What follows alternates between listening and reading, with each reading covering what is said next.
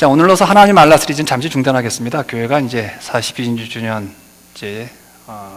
기념주일이 오기 때문에 좀 교회에 대한 설교를 좀 몇 주간 좀 하려고 합니다. 오늘 설교 제목이 이제 조교 하나님이라고 제가 붙였습니다. 조교란 의미는 하나님이 우리를 훈련시키신다라는 의미에서 제가 조교란 단어를 좀 사용해 봤습니다. 우리가 훈련을 받을 때 조교가 어떤 사람에 따라서 훈련받는 사람의 태도가 달라지죠. 조교가 탁월한 사람이라면요, 그 사람이 어떤 환경으로 아무리 힘들고 어려운 프로그램을 우리에게 제공한다 할지라도 우리는 그 조교의 탁월성을 믿고 그 훈련 프로그램에 우리가 들어갑니다. 그러나 조교가 신통치 않으면 어떻습니까? 어떤 프로그램들을 또 훈련을 시킬 때 힘들고 고통스러운 상황이 오면 우리 불평하죠. 그리고 불성실하게 대충 훈련을 하려고 합니다. 우리를 훈련시키신 하나님, 전지전능하신 하나님이십니다. 없던 것을 있게 하시고 또 무에서 유를 창조하시고 오늘도 역사의 주관자 되시는 그 하나님이 우리를 훈련시킨다고 성경은 말씀하고 있습니다. 그렇다면 여러분, 어떻게 우리를 훈련을 받으셔야 합니까? 성실해야 되겠죠. 그런데 우리가 훈련을 받으면서 가장 중요한 기본적인 어떤 이해가 하나가 필요하다고 저는 생각이 드는데, 그것이 무엇이냐면요, 성도들이 믿음이 좋다는 말에 대한 근본적인 오해가 있는 것 같아요. 저분이 참 믿음이 좋다라고 했을 때 대부분 이렇게 믿음 좋은 사람을 이렇게들 우리가 규정을 했습니다. 구원받은 은혜가 너무 커서 하나님 향하여 진심이 보여주는 희생과 봉사를 하는 사람, 즉 하나님 앞에 무엇인가 바치는 정성이 큰 사람을 우리는 믿음 좋은 사람이라고 생각을 합니다. 근데 성경은 믿음이란 내가 하나님으로 말미암아 구원을 받았기에 어떻게 하나님의 은혜에 보답할고 해서 내가 하나님 앞에 바치는 지극정성도 아니며 하나님을 향한 순전한 내 마음을 열심을 담아서 희생하는 것도 아니라고 말을 합니다. 성경은 믿음이란 하나님에 관한 이야기를 믿느냐, 그리고 믿은 그 하나님의 방법을 수용해서 어떤 환경에서도 순종하느냐, 이 문제를 믿음으로 봅니다. 즉 신앙생활은 사람에 관한 이야기도 아니요, 행복을 누리고자 하는 이야기도 아니요, 내가 상처받았기 때문에, 내가 힘들었기 때문에 교회에 와서 주님으로 말미암아 회복되는 거에 대해서, 그것은 2차적인 문제고, 신앙의 가장 중요한 문제는 하나님이 어떤 분이신가, 그리고 그분이 나에게 어떤 프로그램과 어떤 주권과 섭리를 갖고 계시는가, 그것을 깨닫는 것, 그리고 깨달음을 내 삶 가운데 적용하는 것을 신앙생활이라고 합니다. 보통 우리가 하나님을 믿는다고 말 때 이렇게 말합니다. 나는 하나님을 믿습니다. 이 표현을 미국 사람들은 이렇게 표현을 한다고 합니다. I believe God. 맞습니까? 틀립니까? 이렇게 표현하지 않는다고 합니다. 정확하게 문법적으로 표현한다면 미국 분들은 I believe in God이라고 한다고 합니다. 이 말은 나는 하나님의 믿음을 믿는다는 겁니다. 하나님을 믿는 게 아니라 하나님의 믿음. 이 표현이 훨씬 성경적인 원리에 접근한다고 저는 생각을 합니다. 왜냐하면 믿음이라는 것은 내가 하나님께 가지는 내 신앙의 의지적인 열정도 아니며 하나님께 가지는 충성과 봉사와 헌신의 크기도 아니기 때문에 내가 내 힘으로 하나님을 도와드려서 하나님의 하나님 되게 하심을 증명하는 것은 그 다음 이야기라는 거예요. 왜냐하면요, 하나님이 하나님 되시면요, 우리가 구원받았다는 사실로 입증이 되어지죠. 그리고 그분의 열심으로 우리의 못난 자아가 깨지고 우리의 못난 부분이 성화되어 가고, 그리고 결국에는 우리 인생이 승리의 인생으로 귀결되어서 마지막 날에 주님 앞에 들어서게 된다는 승리를 궁주로 믿는 것이 믿음이죠. 그러므로 믿음은 철저하게 하나님으로부터 시작해서 하나님으로 끝나는 것이 믿음입니다. 이사야 41장 4절을 같이 한번 읽을까요? 시작. 이 일을 누가 행하였느냐? 누가 이루었느냐? 누가 처음부터 만대를 불러내었느냐? 나 여호와라. 처음에도 나요, 나중 있을 자에게도 내가 곧 그니라. 이 말씀을 신약식으로 표현하면 이렇게 표현할 수가 있습니다. 하나님은 시작이신 알파이고 하나님은 끝이신 오메가라는 겁니다. 히브리 말이 아닌 이 헬라 알파벳은 처음이 알파요, 맨 끝말이 오메가로 끝나죠. 신앙생활은 시작과 끝이 반드시 하나님으로 출발해서 하나님으로 결말이 난다는 것이 신앙생활이라는 거예요. 어제나 오늘이나 내일 영원토록 변함없으신 하나님께서는 시작하시면서 가지신 목적을 지금도 이 순간도 이루고 계시며 앞으로도 이루신다는 것을 믿는 것이 믿음이라는 거예요. 그분이 시작하신 구원의 날이 우리에게 허락되었다면 그 구원의 완성이 마지막에도 허락이 되어지신다는 거예요. 그분이 이 교회를 1972년에 4월 25일에 이 교회를 세우셨다면 이 교회가 마지막에 하나님에 의해서 쓰임받을 것이라는 사실을 믿는 것이 믿음이라는 거예요. 그것이 양목사의 설교요, 양목사의 목회요, 그리고 우리 교회 좋은 사역자들이요, 우리 교회 충성스러워 헌신적인 종들이 있기에 이 교회가 잘 될 것이라는 것이 아니라 하나님이 시작하신 교회이기에 반드시 이 교회가 그렇게 귀결되어진다는 것이에요. 그것을 믿느냐는 거예요. 그러니까 하나님으로 시작해서 하나님으로 귀결되어진다는 거예요.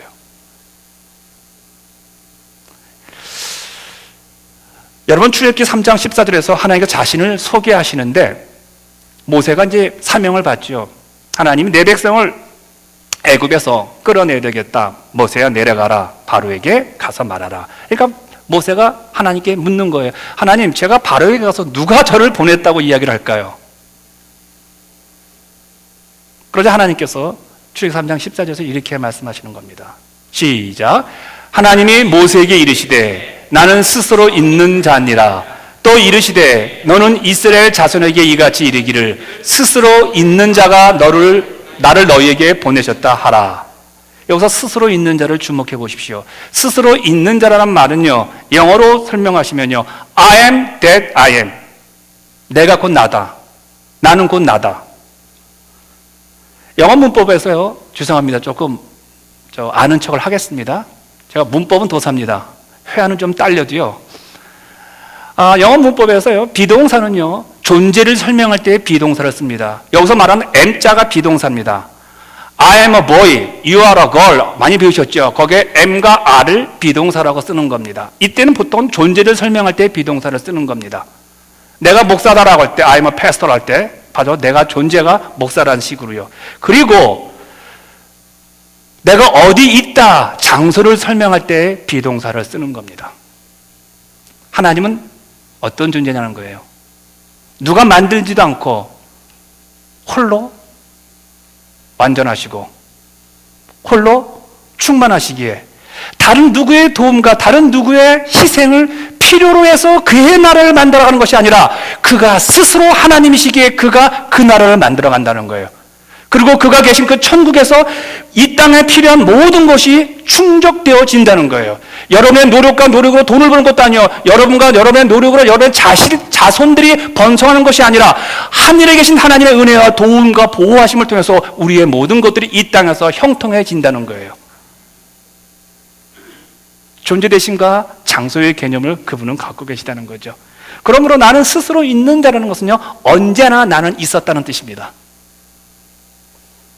오늘, 내일도 하나님은 언제나 계셨는데 구경꾼으로 계시는 것이 아니라 이 역사를 만들어가는 적극적인 분으로서, 참여자로서, 창조자로서 하나님은 계셨다는 거예요. 우리를 만들어 놓으시고 구경 손대구시고 전무놈이 잘 살고 있는가가 아니라 순간순간에 우리 앞에 개입하시고 우리를 도우셔서 오늘 이 자리까지 이르게 되었다는 거예요.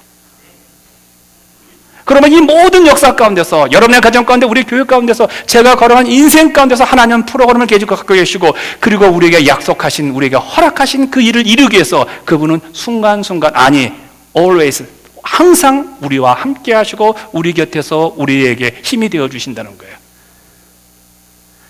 그러므로 우리가 믿는 대상은 이 하나님이시기에, 여러분, 사람들은 반드시 이 하나님을 믿으셔야 돼요. 여러분, 반드시 이 하나님을 전하셔야 합니다.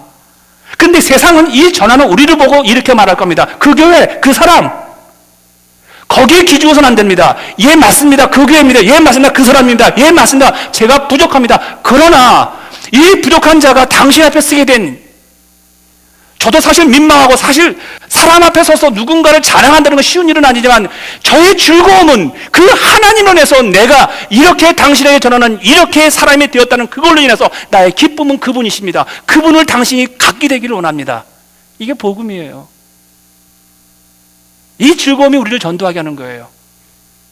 그 전도로 해서 그 영혼이 살아나느냐? 그건 부차적인 문제입니다. 내가 구원받은 기쁨과 감격과 감사가 그 영광스러운 하나님이 내 인생 가운데 개입하셔서 내가 전하는 그것이 그 사람의 영혼은 그분이 구원하십니다. 내 설득이 아니요, 내 노력이 아니요, 내 언어가 아니라는 겁니다. 그러나 나는 감사가 넘쳐서 기쁨이 넘쳐서 누구는 말합니다. 그런다고 예수를 믿습니까? 쪽팔리게?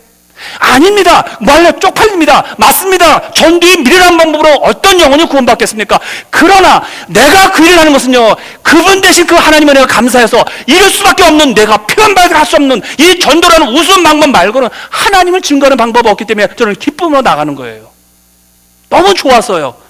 그 영혼이 구원받는 것은요, 우리의 책임은 아닙니다. 그건 하나님이 하실 일이죠. 그러면 우리의 믿는 대상은 하나님이시기에 이 하나님 반드시 믿으셔야 돼요, 여러분. 저는 여기 계신 여러분 모두가 우리 이 하나님을 영접하시기를 축복합니다. 근데 이런 하나님을 믿는 내가 우리의 현실에서 이 하나님은 어떤 모습으로 등장하시냐는 거. 아니, 세상 사람들이 우리를 보고 저분이 하나님을 믿는다. 세상 사람들이 우리 교회를 보고 저분은, 저 교회는 하나님의 교회다. 세상 사람들이 우리의 가정을 보고 저 가정은 하나님의 가정이다 하고 뭐를 보고 하나님을 볼 수 있을까요? 많은 분들은 그렇게 말합니다. 예배라고요. 많은 분들은 그렇게 말합니다. 기도라고요. 많은 분들은 성경 공부라고 말합니다. 맞습니다. 예배. 근데 세상의 수많은 사람들은요, 왜 교회가 예배를 드리는데도 불구하고 왜 하나님이 계신 이곳으로 오지 않느냐는 거예요. 왜 세상의 수많은 사람들은 성도가 교제하는데 하나님 믿는 그 사람들의 교제권 속으로 왜 안 들어오냐는 거예요. 왜 세상 사람들은 교회에 대해서 성경 공부가 있고 기도가 있고 말씀이 있고 찬양이 있고 충만한 것을 알음에도 불구하고 왜 교회로 몰려오지 않겠냐는 거예요. 왜? 그것 갖고는 하나님 되심, 그것 갖고는 하나님이 보여지지 않기 때문에 그래요. 우리는 봅니다. 그러나 세상은 보지 않는다는 거예요. 그래서 하나님이 두 가지 삶의 현실에서 자신을 드러내려고 하시는데 그 첫 번째 현실이 인내의 현실입니다. 하나님은 우리에게 훈련시키시는데 이 인내를 훈련시키십니다. 여러분, 디모데후서 2장 5절과 6절을 같이 읽겠습니다. 시작. 경계하는 자가 법대로 경계하지 아니하면 승리자의 관을 얻지 못할 것이며 수고하는 농부가 곡식을 먼저 받는 것이 마땅하니라. 운동선수와 농부가 가져야 할 가장 큰 덕목이 무엇인지 아세요? 참는 거예요. 운동은 참 어렵고 힘든 일이죠. 인내하는 겁니다. 운동선수가 결승선을 바라보면서요, 심장이 터질 것 같은 고통을 견디죠. 그 결승선 때문에. 농부는요,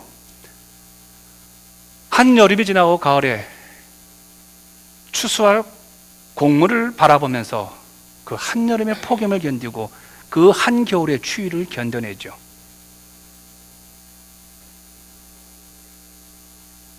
그래서 인내하는 것이 참 어렵습니다. 더위를 이겨야 되기 때문에, 추위를 견뎌야 되기 때문에 참 인내가 어렵죠. 여러분, 인내를 한자로 살펴보면요, 참을 인자라고 합니다. 참을 인. 여러분, 참을 인자, 그 인자라는 의미가 뭔지 아세요? 칼이 내 심장에 꽂혔을 때 참는 거예요.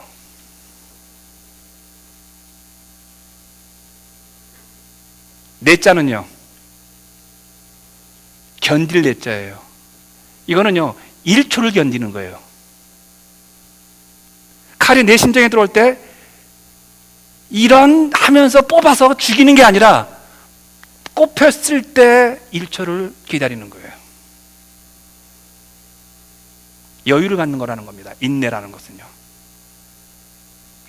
그러므로 믿음이란 현실에 불가능해 보이고 절망스러운 상황에서 하나님이 이대로 내 인생을, 이대로 우리 가정을, 이대로 내 삶을 끝내시지 않겠다는 약속의 말씀에 근거하여 절대적으로 절망하지 않고 포기하지 않는 것을 믿음이라고 합니다. 내 노력이 아니라 하나님의 약속의 말씀을 믿고 그 말씀으로 들어가서 그 말씀의 힘에 의지해서 살아가는 것을 믿음이라고 하죠. 제가 참 좋아하는 말씀이 성경 전부지만 이사야 41장 10절입니다. 두려워하지 말라, 놀라지 말라. 우리가 인생을 살아가면서 두려워할 상황, 놀랄 상황이 얼마나 많습니까? 그런데 그 말 가운데 이 말이 나옵니다. 나는 내 하나님이 됨이니라. 놀라질 상황에서 우리가 놀라지 말아야 될 이유는요, 하나님이 내 하나님이라는 사실을 깨달을 때. 그러므로 인내란 하나님의 약속이 내 삶 가운데서 이루어질 것을 받아들이고 믿고, 내가 힘들고 어렵고 답답할 때 말씀 속으로 들어가고 말씀을 내가 소유하는 것. 그리고 지금의 당장의 어려움과 힘듦을 극복하는 것을 믿음이라고 합니다. 그래서 믿음과 인내는 같이 갑니다. 근데 인내는 오래 참는 것을 전제하죠.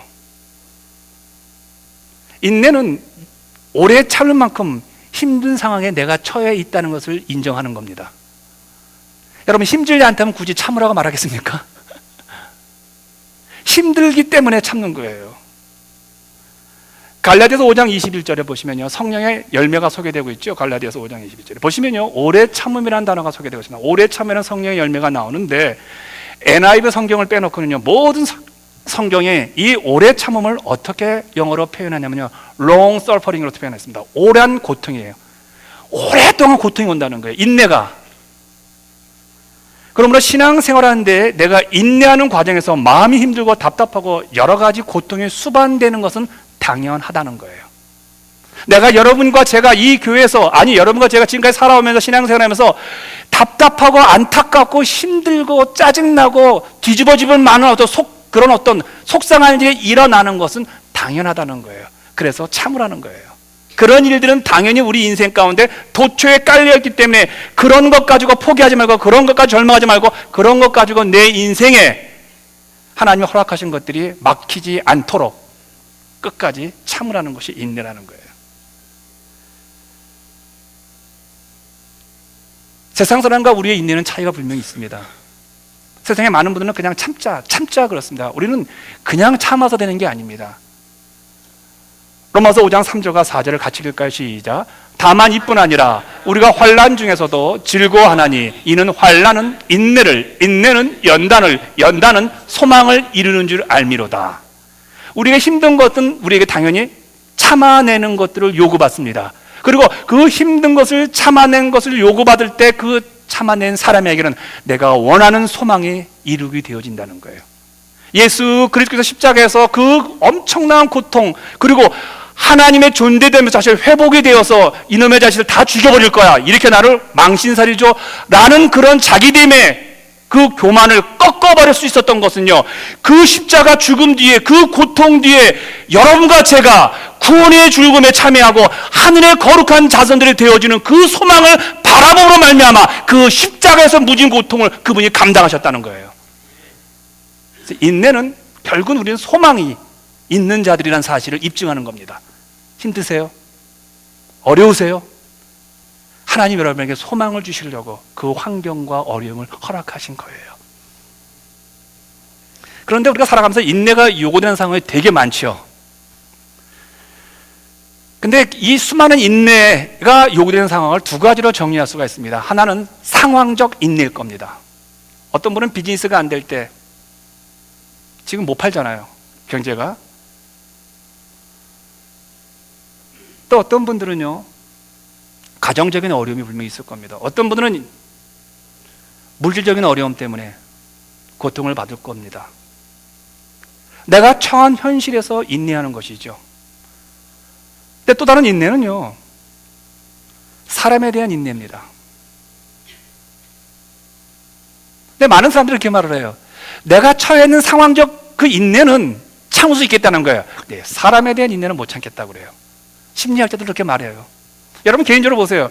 여러분 그냥 경제적인 어려운 것들, 그냥 뭐 또 어떤 뭐 비즈니스 어려운 것들, 돈 없는 것들을 그냥 꼭 참아낼 수 있지만, 이 와이프가 남편이 이 까닭스러운 거는 못 참잖아요.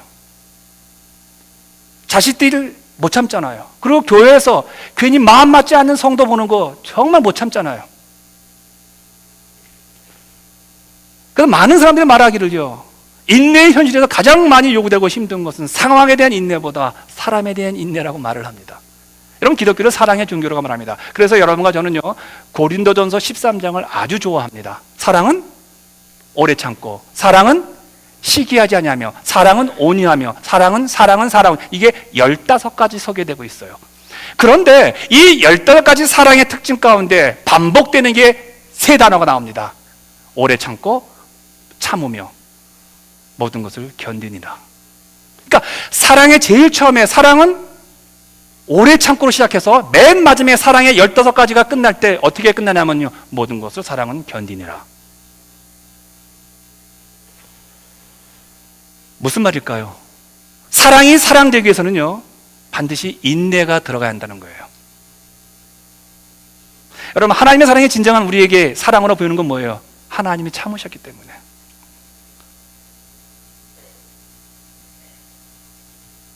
제가 사순전 기간에 몇 가지 제가 하나님께 다짐한 게 있습니다. 조금 세속적인 것 좀 멀리 하자. 조금 세상적인 거. 그래서 신문을 좀 안 보려고 했습니다. 신문. 저희 교회 신문이 중앙일보, 한국일보가 오고, 그 다음에 뉴욕타임즈도 옵니다. 근데 뉴욕타임즈는 거의 이렇게 겉만 봐요. 근데 그 신문을 보는 게 하루에 한 3시간 정도 걸려요. 2시간. 꼼꼼하게 읽으면요. 그래서 제가 2주 동안 신문을 안 봤어요. 그래서 신문을 쌓아두고 있어요. 그러다가 그냥 버리기도 하고요. 그러다가 참다 못해가지고 제가 요 아이패드에 있는 신문사로 들어가서 신문을 봤어요. 여러분 생각해 보세요. 신문은 안 봐요. 근데 신문을 안 보지만 신문에 나오는 기사들 여기 다 뜨거렁이요. 이걸 보면서 제가 신문을 안 본다 그래요. 그리고 하나님 앞에 제가 그래요. 하나님, 조금 제가 사순절 거룩하게 제가 보내고 있습니다. 또 한 가지는요, 제가 마음 가운데 짜증날 만한 상황과 불평할 만한 상황 속에서 내가 불평하지 않고 짜증내지 않겠다고 제가 다짐을 했는데, 제가 금요일 밤 꼬박 밤을 새웠습니다. 요즘 왜 이렇게 금요일만 되면 밤을 새는지 모르겠어요. 토요일 날 새벽 기도 오면 횡설수설해요. 그 토요일 날 제일 저한테는 힘든 날이에요. 말씀도 준비하고 예배도 준비해야 되는데 너무너무 벅차. 지금 3주째 그래요. 잠을 못 자가지고요. 근데 막 자꾸 짜증이 나는 거예요, 막. 근데 교우들한테는 짜증낼 수가 없잖아요. 그러니까 제일 만만한 사람이 누굽니까? 이게 하나님이에요. 하나님, 왜 당신 나 안 사랑합니까? 사랑한 자에게 잠을 준다고 하시는데 왜 금요일 기도회 끝나고 은혜 받고 가는데 왜 집에 가서 잠을 못 잡니까? 은혜가 넘쳐서 그러나요? 그럼 하나님께 막 짜증을 부리는 거예요. 그리고 막 몸을 못 견디니까 막 불평이 막 나는 거예요, 막. 제가 사순절인데 제가 나름대로 결심한 몇 가지가 며칠 안에 다 무너져 버리는 거예요. 그런 저를 바라보는 우리 하나님이 만약에 안 참으셨다면 저는 이미 끝난 인생이죠. 근데 하나님 왜 참으실까요? 그분은 속성 자체가 인내하시는 분이십니다. 그분 속성 자체가 신실하신 하나님이십니다. 누구에 대해서? 자기를 구원한 자기의 창조주, 피조 세계에 대해서 그분은 신실하게 우리에게 다가오시는 분이십니다. 그리고 그 신실하심이 결국은 그분의 사랑을 증명하는 그런 모습이죠. 사랑의 속성은 그래서 인내입니다. 여러분, 사랑하면 참게 되어 있죠. 근데 오늘 우리의 사랑 참 어떻습니까? 변덕스럽다고 생각하지는 않으세요? 좋을 때는 그냥 사랑하고 당신 같은 사람 없어. 막 그러다가 그분이 조금 우리와 관계가 틀어지게 되어지면 어떻게 그렇게 함부로 말을 합니까? 원수지간처럼 말을 하죠. 그리고 돌아서 버리죠. 관계를 딱 끊어버리죠. 안 만나려고 하죠. 안 보려고 하죠. 여러분, 이런 사랑은 진짜 사랑 아니죠. 왜냐하면 사랑은 인내가 담겨 있어야 되잖아요. 그런데 여러분이 사랑을 하시면서 여러분이 인내라는 것이 내 안에 있음을 발견할 때가 언제냐면요, 자녀들을 사랑할 때입니다. 우리는 내가 사랑할 때 인내할 수 있구나라는 것을 어디를 통해서 보냐면요, 자녀들을 통해서 우리는 그걸 보게 되어지죠. 여러분, 우리는 사랑하는 자녀들이기 때문에, 내가 그 자녀를 사랑하기 때문에 우리는 초인간적인 인내 힘으로 그들 앞에 서 있죠. 저만 그러나? 만약 제 성격대로 우리 자녀를 대하면요, 저는 우리 아이들과 벌써 원수관계 맺고 헤어졌을 거예요. 여러분처럼 제가 대했다면요, 우리 자녀들을요, 저는 그 아이들 안 봅니다. 생각해 보세요. 세상에서 이렇게 함부로 나를 대하는 놈들이 있어요? 난 세상에서 나를 그렇게 함부로 대하는 놈들 못 만나봤어요. 키워주고 장가 보냈음에도 불구하고 뭐가 그리 당당해서 돈 필요하면 손을 내밀까요? 그리고 키우는 다음에 제가 이제 요구합니다. 야, 돈 준다고 하면요, 나는 미안해서 손 벌리는데 주는 그 아들놈들은 어떡합니까? 또 줘요, 또요 엄마, 또요 아빠. 이 나쁜 새끼들. 우리가 조금 바쁘다고, 여러분들 자녀가 라이드 부탁한 거, 여러분 그 바쁜 거 스케줄을 바꿔서 가면서 그 아이의 스케줄에 맞춰서 그 아이를 키웠잖아요. 근데 우리가 나이가 들어가지고 그놈한테 전화를 했어요. 아빠가 아프다, 엄마가 아프다는데 병원 데려다 줄래? 그럼 뭐라고 말합니까? 4시간만 기다려. 왜 4시간 기다려? 지가 지금 하고 있는 일들을 다 끝내고 우리 도와주겠다는 거야. 내가 그놈을 어떻게 키웠는데?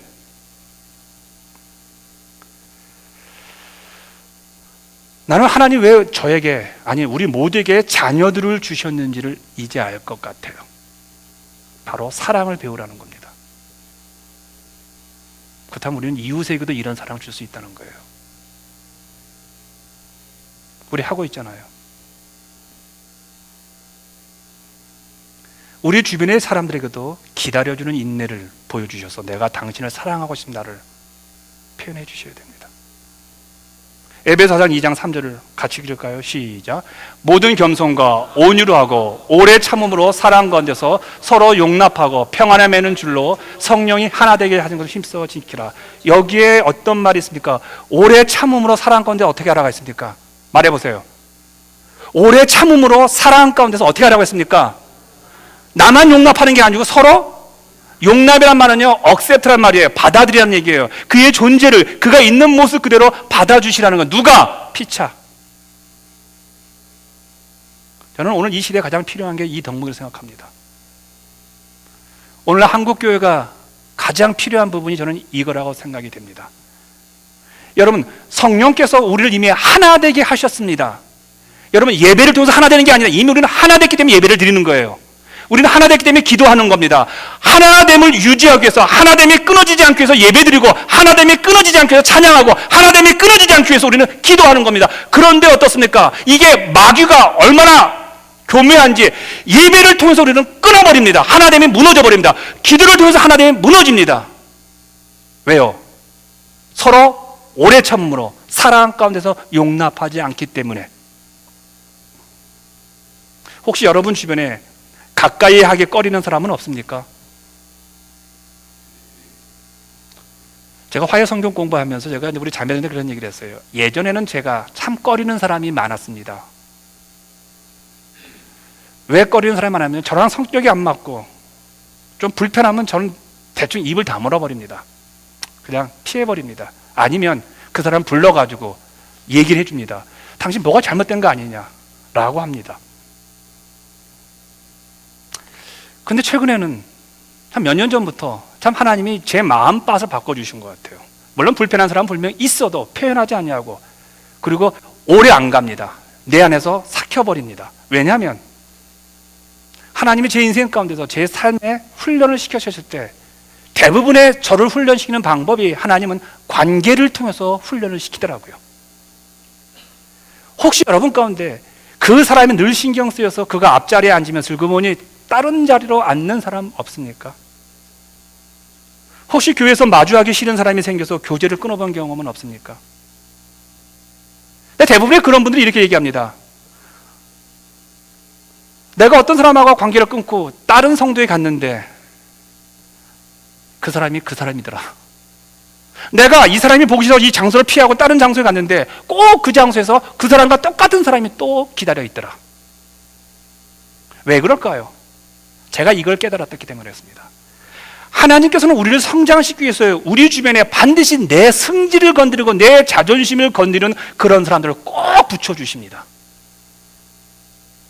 그 사람을 이겨내지 않고서는요, 또 다른 장소에서 똑같은 경험을 하게 되어진다는 거예요. 어느 목사님이 이런 말을 하셨습니다. 자기의 자아를 건드리는 사람을 유격조교로 이해할 필요가 있다는 거예요. 저기 나오네요. 저 왼쪽이 접니다. 여러분 군대 생활을 하다 보면요 반드시 몇 번인가 저 빨간 모자를 쓴 유격 조교를 거쳐야 합니다. 근데 그와 마주치는 것은 아주 괴롭게 그지없죠. 하지만 그 유격 훈련을 통해서 우리는 더 훈련된 군인이 될 수가 있습니다. 그 훈련을 통과할 때까지 우리는 계속 그 조교에게 시달림을 당합니다. 그 조교가 오케이 해야 우리는 그 조교를 벗어납니다. 그래서 다른 조교를 만납니다. 아무리 장소를 내가 그 조교가 싫어서 장소를 옮겨봐도 그 훈련이 끝나지 않는 그 조교가 계속 그 조교와 똑같은 조교가 계속 따라다닙니다. 그러나 힘들고 참고 어려워도 유교 훈련을 마치고 나면요 우리가 다시 그 조교를 만난 일은 없습니다. 여러분 우리가 하나님 믿는다면요 우리에게 주어진 환경과 사람이 하나님 우리에게 허락하신 아니 주신 것이라는 믿음을 가지셔야 합니다. 그래서 내 마음에 들지 않아도 인내를 훈련해서 환경과 사람보다 하나님을 집중하는 그 모습을 통해서 주변 사람들이 내가 하나님의 사람인 것을 그때 비로소 인정하게 되어집니다. 아, 저 사람이 정말 성경을 읽었더니, 아, 저 사람이 예배를 드렸더니, 아, 저 사람이 기도했더니 정말 저 상황에서 인내하고 참고 웃고 또다시 한 단계 나가는 것을 보니 하나님이 계시는구나. 저분이 진짜 하나님의 사람이구나. 그걸 통해서 사람들이 인정하는 거예요.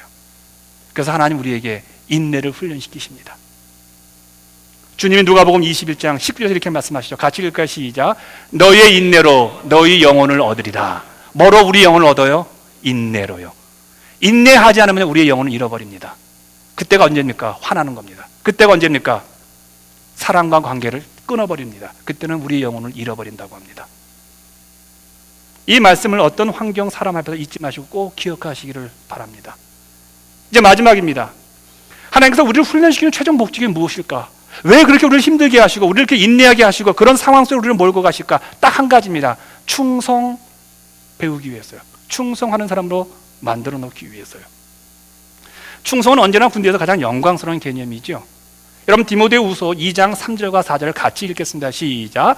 너는 그리스도 예수의 좋은 군사로 나와 함께 고난을 받으라.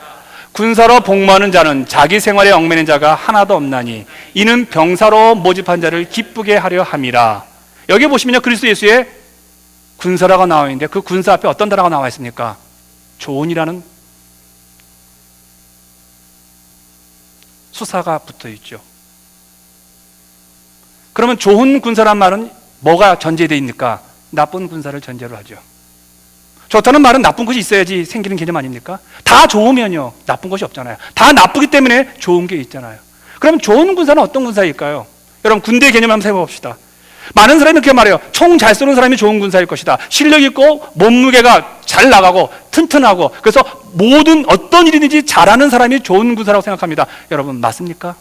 예, 그것도 좋은 군사의 한 부분이지만요 좋은 군사란 자기를 부르신 조국에 끝까지 충성하는 사람이죠.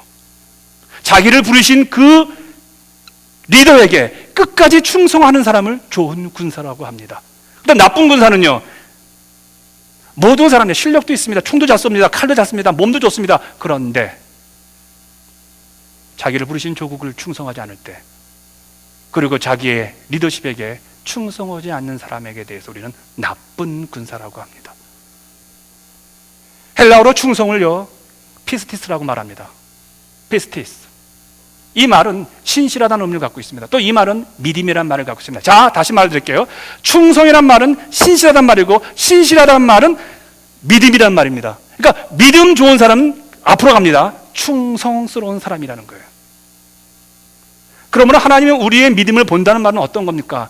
우리가 잘나고 우리가 능력이 많고 우리가 성공하고 이것이 아니라 하나님께서 우리를 찾는 충성스러운 일꾼을 찾는다는 말은요 내 삶 가운데 주어진 현실 가운데 내가 얼마나 신실하게 끝까지 최선을 다하는가 그 한 가지 기준을 가지고 하나님의 사람을 찾습니다. 성공했냐 실패했냐는 세상 개념이고 하나님의 개념은 그게 아니라는 거죠. 왜냐하면요 하나님 그분이 우리에게 대해서 충성스러우신 분이시기 때문에 하나님 그분이 우리에 대해서 신실하신 분이기 때문에 하나님이 찾는 사람은요 그분의 마음에 맞는 충성과 신실한 사람을 찾을 수밖에 없다는 거예요. 우리 한국 신자들에게 충성을 자꾸 행위적인 개념으로 생각해서 교회에서 열심히 하는 사람을 충성스러운 사람이라고 생각합니다. 막 땀 흘려가지고 교회 일에 많은 열매를 거두는 사람을 충성스러운 사람으로 생각하는 개념이 있습니다. 그런데 충성의 원어인 피스티스의 그 어원이 페이도입니다. 헬라어로 페이도. 근데 이 페이도에서 영어 펄스웨이드가 나왔습니다. 설득하다, 설득당하다.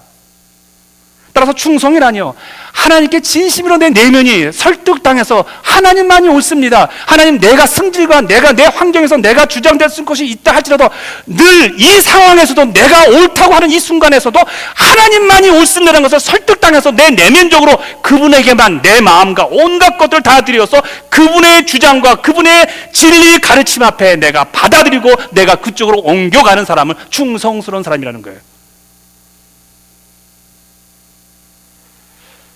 행위적인 충성은요, 이것저것 참 많이 넘쳐나죠. 근데 내면적인 충성이 참 없어요. 겉으로는 충성한 것처럼 행동을 취하지만요, 그 내면에는요, 이런저런 불평이 얼마나 많이 있는지 몰라요. 설득당한 거 아니죠. 충성의 사람이 아니죠. 앞에서는 열심히 돼 뒤에서는요, 수근수근 되면서요. 참 안타까운 모습이 우리 한국 교우들에게 참 많이 있죠.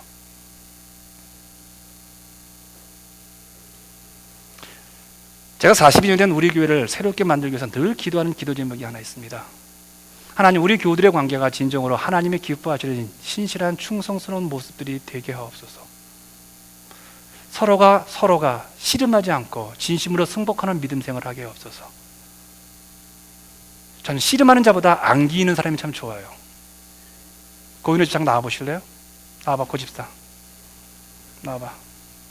제일 앞이기 때문에 그래요. 제가 또 이분만 사랑하는 거 아니고요, 제일 앞이기 때문에 그래요. 이광우 전사님 조금 부담스러워요.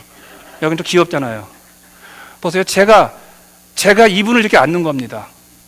그리고 저 좀 안아주실래요? 이거예요. 그런데 이거 우습잖아요. 이렇게 안아주는데 이거예요. 난 이게 교회의 가장 아름다운 모습이에요. 들어가시고 고맙습니다. 저 큰 덩치가 제품에 들어와요. 그리고 저 큰 덩치로 제가 들어갑니다. 제가 목사이기 때문에 제가 고집사 품으로 못 들어간다고요. 그건요, 인간의 자기적인 개념의 질서의 개념이죠. 하나님의 나라 개념은 저 사람이나 나나 똑같은 하나님의 자녀요, 형제요, 자매잖아요. 정말 하나님, 우리 교회들의 관계가 어떤 기능적인 관계가 아니라 목사와 성도와 집사와 누구다 권사와 이런 기능적인 관계가 아니라 서로에게 신실해서 당신 말이 옳다면 내가 설득당하고 내가 옳은 말을 하면 당신 나이가 많아도 설득당하는 그런 신실한 관계로서 하나님의 교회를 세워나갈 때 하나님, 이 교회 가운데 하나님의 영광스러운 일들이 안 일어나겠습니까? 나는 한번 칼 뽑으면 자존심 상해서 못 집어넣어. 그건 진심으로 승복하는 사람은 아니죠. 뽑아서 미안하면요, 미안해 하고 집어넣으면 되잖아요. 칼 좀 주시고 되잖아요. 참 충성하는 게 참 쉬운 것은 아니지만 이 충성의 모습으로서 살아왔던 한 사람이 있습니다. 우리가 잘 아는 찬송 하나 있죠. 이따 부를 찬송인데, 하나님 한 번 나를 실망시킨 적 없으시고, 하나님 한 번도 나를 실망시킨 적 없으시고 언제나 공평과 은혜로 나를 지키셨네. 자, 여기 보십시오. 이 찬송의 가사를 만드신 분은 어떤 분일까요? 이분은 늘 인생 자체가 공평하신 하나님으로 말미암아 공평하게 대접을 받았습니까?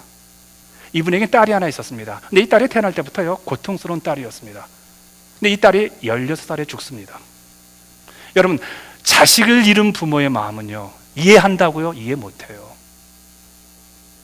억울하고 하나님이 원망스럽고 자식을 그렇게 내 품에서 떠나버린 이 부모의 책임감 때문에 잠을 못 잡니다.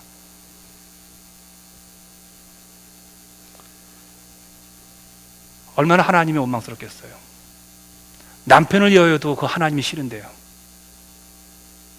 그런데 어떻게 하나님 한 번도 나를 실망시킨 적 없으시고 화내고 불충성하고 이제는 하나님을 떠나야 될 이 사람이 끝까지 하나님에 대한 충성을 버리지 않습니다. 어떻게 이런 충성을 할 수 있을까요? 그게 믿음 때문에 그래요. 믿음이 충성이기 때문에, 믿음이 어떤 환경이든 내가 힘들고 어려운 상황이 온데도 나는 신실해야 될 사람이기 때문에. 왜 내가 신실해야 됩니까? 하나님이 신실하신 분이시니까. 왜 내가 그 상황에서 하나님께 충성을 해야 됩니까? 하나님이 나에게 충성스럽게 오늘까지 나를 대접해 주셨기 때문에. 여러분, 내 머리로는 이런 일이 왜 일어난지 이해가 안 가고 납득도 안 되지만 영혼과 영혼을 이으시는 하나님 앞에서는 하루살이보다 못한 우리 인생이 다 할 수 없는 전능하신 그 하나님의 기쁘신 뜻이 있음을 믿고 그분께 전적으로 승복하기로 믿음으로 내가 결단했기 때문에 이런 놀라운 고백을 할 수가 있는 거예요.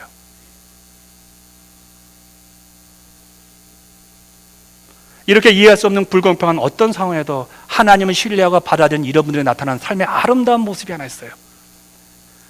자식을 잃어버리고 남편을 잃어버리고 아내를 잃어버리고 그렇게 온갖 고통 가운데 있고 많은 사람들이 그 고통의 순간 가운데 하나님을 화를 내고 하나님을 떠나고 사람들에게 불평하고 욕하고 화를 내고 막 온갖 미친 것처럼 살아가야 될 그런 환경 속에서도 말미암아 하나님의 신실하심 믿고 이런 내 환경 속에서 하나님이 허락하셨기에 나는 내 믿음은 환경이 아니오, 내 믿음은 내 감정이 아니오, 내 믿음은 신실하신 그 하나님, 나를 사랑하시고 그리고 나를 구원시키시고 나를 구원의 날까지 끝까지 책임져 주실 인도하실 그 하나님 내가 믿기 때문에 내가 그런 환경 속에서 내가 하나님을 바라볼 때 그 영혼 가운데 샬롬의 축복이 임합니다. 샬롬! 피스가 아니에요. 이거는요, 피스라는 것은요 저 세상 저 바깥이 환경이요 안전해야 합니다. 그러나 샬롬은요 바깥 전쟁 납니다. 온갖 것이 다 이것저 폭탄입니다. 그럼에도 불구하고 그리스도의 은혜 안에서 흔들리던 평강을 유지하는 것을 샬롬이라고 합니다. 이 은혜가 있어요. 그분들에게요.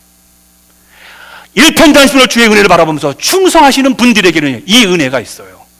그 은혜의 사람을 보시고 사람들이 그렇게 말합니다. 내가 예배드리는 당신을 보니까 하나님이 있는 것 같습니다. 그렇게 얘기하지 않습니다. 세상 사람들은 이 예배 가운데 하나님 계신 거 다 압니다. 그럼에도 불구하고 이 예배당에 찾아오자는 이유는 뭐냐면 우리가 삶의 순간 속에서 조금만 어려워 불평하고 조금만 관계가 허틀어도 그 사람과 헤어지고 조금만 내가 힘들어도 악을 쓰는 그런 사람을 보고 누가 감히 하나님 살아계심을 알고 그 하나님의 신실하심과 충성스러움과 우리에게 다가오시는 그 하나님의 전지전능하심을 받아들이겠습니까?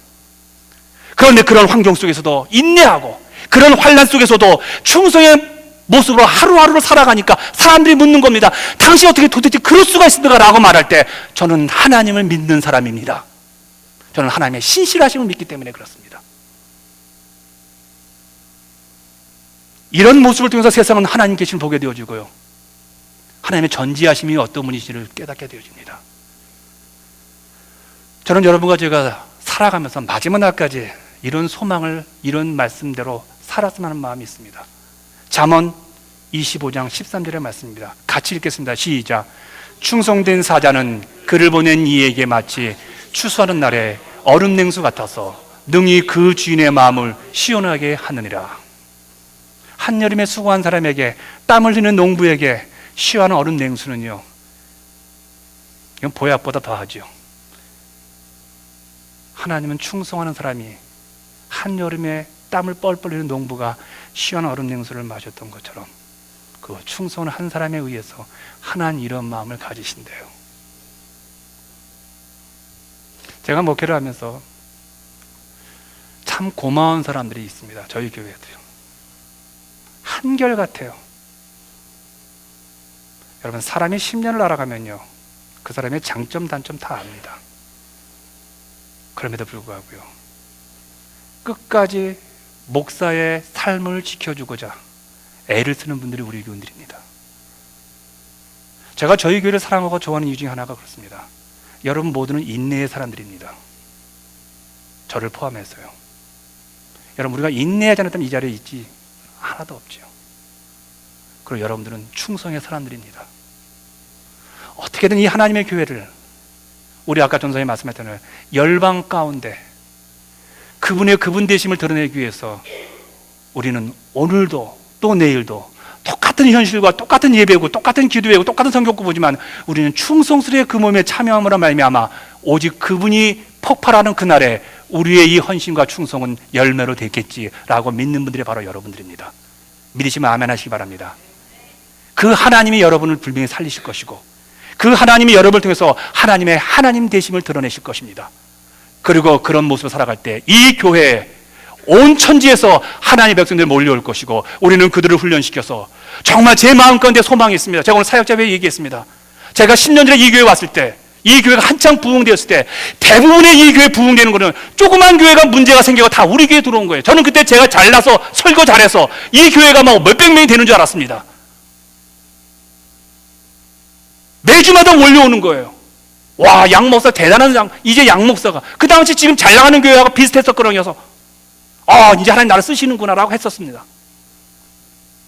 근데 그때 제가 깨달은 게 하나 있습니다. 어느 한 교회가 무너졌다. 어느 한 교회가 지금 문제가 생겨가지고 성도들하고 목사님하고 갈등 생겨가지고 성도들이 그 교회 버리고 이곳으로 왔대더라.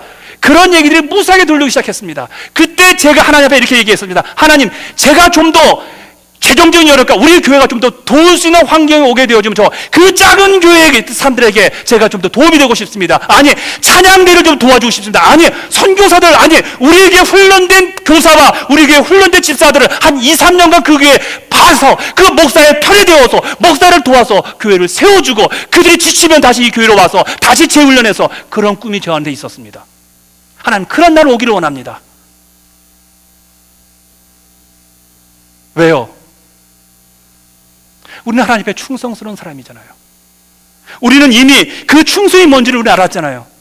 여러분과 저는요, 그 환난의 바람, 그 어려운 바람 속에서 참아내고 인내, 하나님께서 이 환경도 주신 것을 믿음으로 이것이 내가 감당해야 되는 복이라고 우리는 참았을 고 또 그런 일들을 이루어서 앞에 끝까지 한 걸음 더 나아서 충성의 모습을 보였잖아요. 그렇다면 이제는요, 우리가 드러낼 수 있는 그 충성의 그 아름다운 모습을 이 지역 주민들에게, 아니 세계 만방에 돌려드려야 됩니다.